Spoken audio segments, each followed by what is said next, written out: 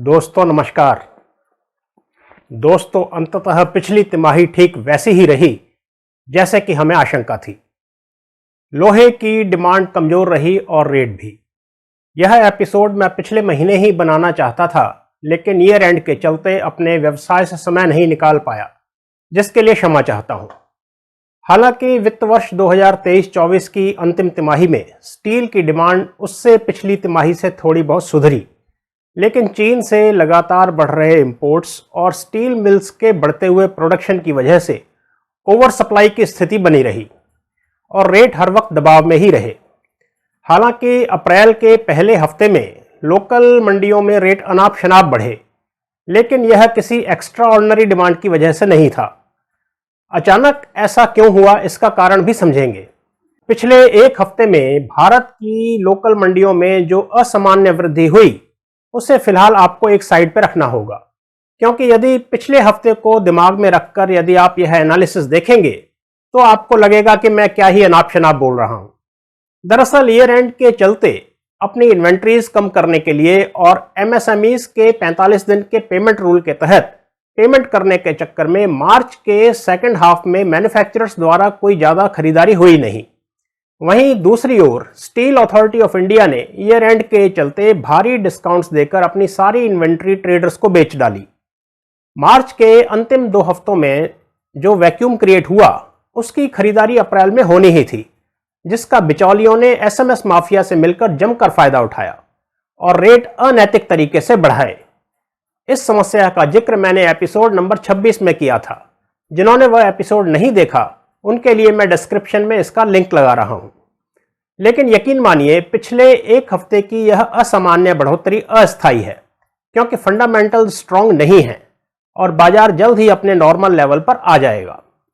बाजार को बेहतर तरीके से समझने के लिए हम पहले विभिन्न कमोडिटीज का जनवरी से लेकर अब तक का प्राइस मूवमेंट देख लेते हैं, और फिर हम यह समझने की कोशिश करेंगे कि क्या डिमांड की वजह से कोई विशेष टर्न अराउंड पॉसिबल है, और यदि है तो कब तक है।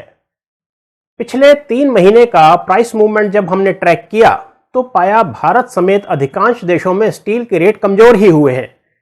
एचआरसी के रेटों को स्टील इंडस्ट्री का बेंचमार्क माना जाता है, चाहे यूरोप की बात करें, चाइना की या फिर दूसरे साउथ ईस्ट एशियन कंट्रीज की। लगभग हर जगह एचआरसी के रेट पिछली तिमाही में गिरते ही रहे। जनवरी महीने से कंपेयर करें तो यूरोप और चाइना में लगभग 7%, जापान और वियतनाम में 8% और बांग्लादेश और भारत में तकरीबन 6.5% की गिरावट दर्ज हुई। विभिन्न क्षेत्रों के रेट यदि आप ध्यानपूर्वक पढ़ना चाहें तो आप इस वीडियो को पॉज करके पढ़ सकते हैं। इस चार्ट के माध्यम से मैं एक पल के लिए उन सभी रिपोर्ट्स को भी श्रद्धांजलि देना चाहूंगा जो कि पिछले 1-1.5 वर्षों से आपको यह समझाने की कोशिश कर रही थी कि दुनिया भर में छाई मंदी का भारत पे कोई असर नहीं होगा। ओपन मार्केट्स में ऐसा नहीं होता। दुनिया भर में कहीं भी कुछ भी घटित होता है तो उसका असर दूसरे क्षेत्रों में यकीनन पड़ता है। बढ़ते आयात और घटते स्टील निर्यात की बात तो हम पहले भी कई बार कर चुके हैं। इसके अलावा भारतीय बाजार में रेट गिरने के 2 और बड़े कारण हैं। पहला है हमारी रूरल इकोनॉमी की दयनीय हालत। हमारे देश में जो भी स्टील डिमांड आ रही है वह अर्बन इंफ्रास्ट्रक्चर प्रोजेक्ट से ही आ रही है। ग्रामीण अर्थव्यवस्था को तो हमने उसके अपने हाल पर छोड़ रखा है। इसकी बदहाली के कई इंडिकेटर्स हैं जो मैं यहां साझा करने बैठूंगा तो यह वीडियो बहुत लंबा हो जाएगा। घटते निर्यात को काउंटर करने के लिए हमें अपनी घरेलू डिमांड बढ़ानी होगी, और यह अतिरिक्त डिमांड शहरों से नहीं बल्कि गांवों से ही आ सकती है, क्योंकि आज भी हमारा 70% देश गांवों में ही बसता है। स्टील के कमजोर दामों का दूसरा बड़ा कारण है ओवर सप्लाई। जहां स्टील की डिमांड 6% से बढ़ रही है, वहीं इसका प्रोडक्शन दुगनी रफ्तार से बढ़ रहा है। अधिकांश इंटीग्रेटेड स्टील प्लांट्स के यार्ड अपनी फुल कैपेसिटी तक भरे पड़े हैं। इस वक्त पूरी तरह से बायर्स मार्केट है, जो कि स्टील खरीदने वालों के लिए तो अच्छा है। हालांकि पिछले हफ्ते के घटनाक्रम के बाद आप शायद इस पर यकीन नहीं करेंगे, लेकिन थोड़ा इंतजार कीजिए।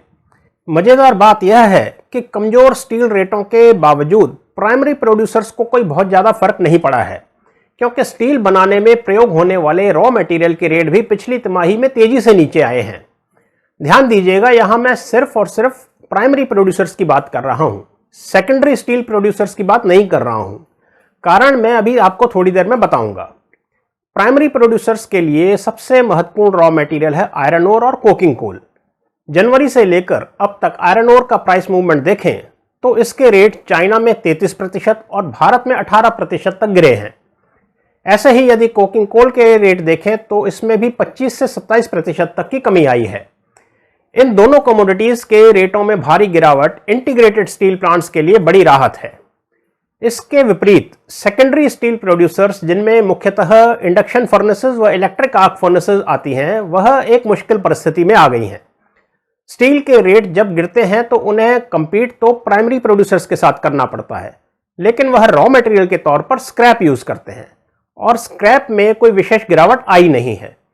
जनवरी से लेकर अब तक के प्राइस मूवमेंट देखेंगे तो मेल्टिंग स्क्रैप में मात्र 2.5% से 4.5% तक की ही गिरावट आई है।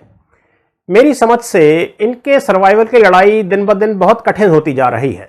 किसी दिन इनकी स्थिति पर एक विस्तृत वीडियो बनाऊंगा।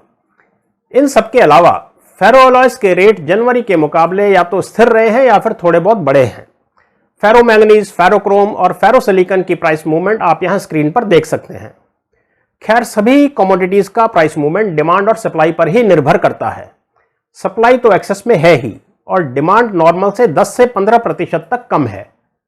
अब इसे अल्लाह का करम कहें या इनायत परवरदिगार की, निराशा के साये में उम्मीद भी हमेशा दामन थामे रहती है। परिवर्तन प्रकृति का नियम है। रात अंधियारी है तो भोर फूटना भी तय है। तो क्या डिमांड में भी किसी सुधार की उम्मीद है? यदि है तो कब तक है? इस सवाल का जवाब हमने इंटरनेट पर खोजने की कोशिश की।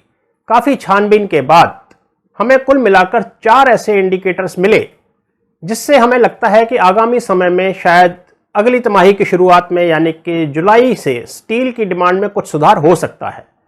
आइए इन छोटे छोटे 4 इंडिकेटर्स पर नजर डालते हैं। यदि इन चारों के अलावा आप भी कुछ ऐड करना चाहें तो आप कमेंट सेक्शन में जाकर ऐड कर सकते हैं, हमारा भी ज्ञान बढ़ेगा। पहला इंडिकेटर आया है यूनाइटेड स्टेट्स से। आज की तारीख में हम भारतीय अर्थव्यवस्था को वैश्विक अर्थव्यवस्था से अलग करके नहीं देख सकते, इसलिए दुनिया भर में कहीं भी कुछ भी घटता है तो उसका हमारे ऊपर सीधा प्रभाव पड़ता है। यूएस के फेडरल रिजर्व ने 2 वर्षों बाद पहली बार आगामी मीटिंग्स में इंटरेस्ट रेट्स घटाने के संकेत दिए हैं।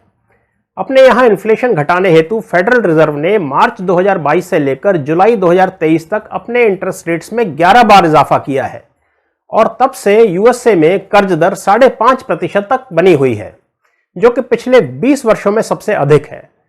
मार्च 2024 में हुई बैठक में फेडरल रिजर्व ने यह संकेत दिए कि वह आगामी बैठकों में ब्याज दरें 3 से 4 बार घटाकर इस वर्ष के अंत तक उसे 4.6% तक ले आएगा। इस कटौती से न सिर्फ अमेरिकी बाजारों में बल्कि भारत समेत पूरे विश्व के बाजारों में सकारात्मक संकेत जाएगा। फेडरल रिजर्व की आगामी बैठकों की सूची मैं यहां आपकी जानकारी के लगा दे रहा हूं। दूसरा बड़ा इंडिकेटर हमसे सीधा जुड़ा है। आप माने या न माने, लेकिन आपको यह सुनकर हैरानी होगी कि हमारी मॉनेटरी पॉलिसीज यूएस और वर्ल्ड बैंक से सीधे तौर पर प्रभावित रहती हैं। जिस दिन यूएस का फेडरल रिजर्व अपना रेट घटाएगा, आप लिख कर रख लीजिए, उसके कुछ ही दिनों बाद आरबीआई भी अपनी ब्याज दरें कम करेगा। वैसे भी पिछले कुछ समय से आरबीआई पर ब्याज दरें कम करने का भारी दबाव है।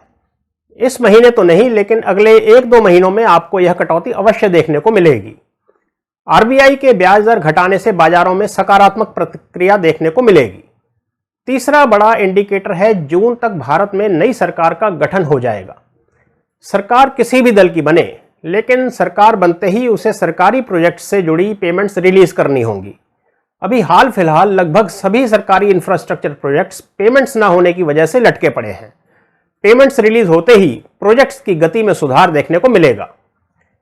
चौथा व महत्वपूर्ण इंडिकेटर है इस वर्ष अच्छे मानसून की भविष्यवाणी।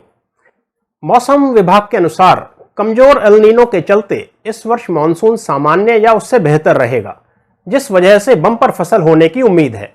यदि ऐसा रहा तो ग्रामीण अर्थव्यवस्था को बल मिलेगा और फार्म इक्विपमेंट्स और ट्रैक्टर्स की बिक्री में सुधार देखने को मिलेगा, जो कि स्टील वालों के लिए अच्छी खबर होगी। तो दोस्तों, इन सभी इंडिकेटर्स के चलते हमें उम्मीद है कि स्टील डिमांड के लिहाज से 2024 का सेकेंड हाफ 2024 के फर्स्ट हाफ से बेहतर रहेगा। बाकी इस संदर्भ में आप अपनी क्या राय रखते हैं, हमें कमेंट सेक्शन में कमेंट करके जरूर बताएं। धन्यवाद। Don't forget to like, subscribe and share the videos.